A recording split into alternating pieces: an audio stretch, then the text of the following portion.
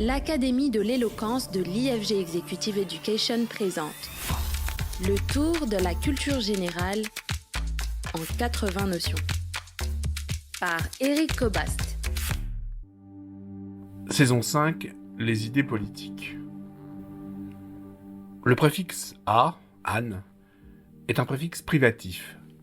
L'anarchisme est donc une doctrine qui se définit contre, ou plutôt sans.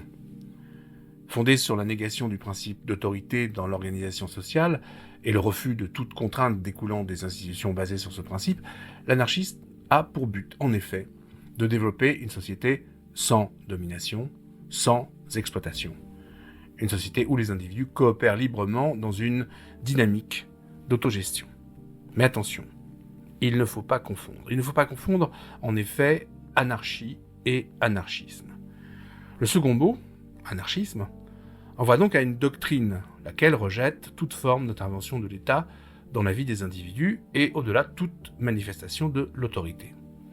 Alors que pour le premier, l'anarchie, il faut rappeler qu'il s'agit d'un État, l'état d'une société dans laquelle les notions de commandement et d'ordre auraient totalement disparu. L'anarchisme, en effet, ne prône pas l'anarchie.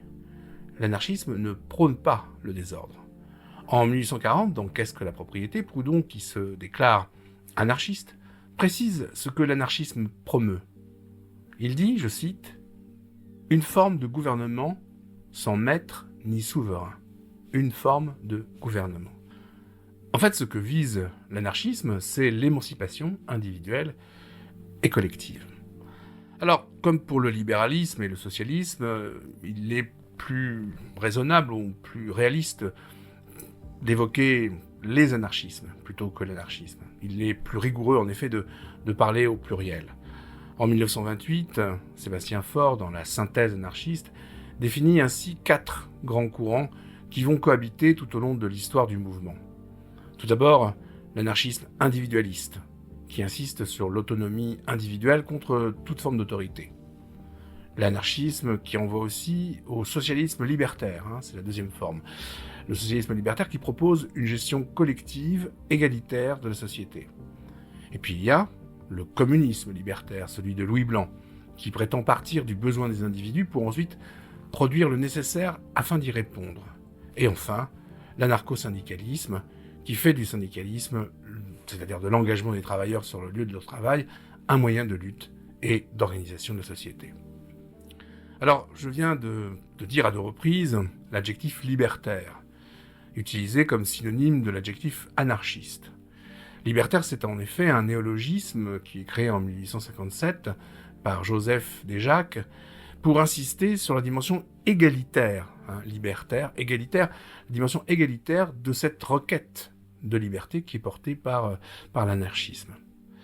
Alors l'anarchisme varie également dans ses modes d'action.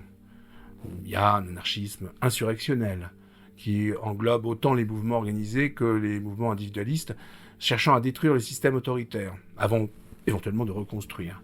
Il y a aussi effectivement un mode d'action syndicaliste qui vise à faire des syndicats et de la classe ouvrière les principaux artisans du renouveau de la société. Et puis il y a l'anarchisme éducationniste, c'est-à-dire un anarchisme qui privilégie finalement l'éducation, la pédagogie, une éducation libertaire, une culture formatrice, des essais de vie communautaires, et qui pratique l'autogestion et l'égalité des sexes.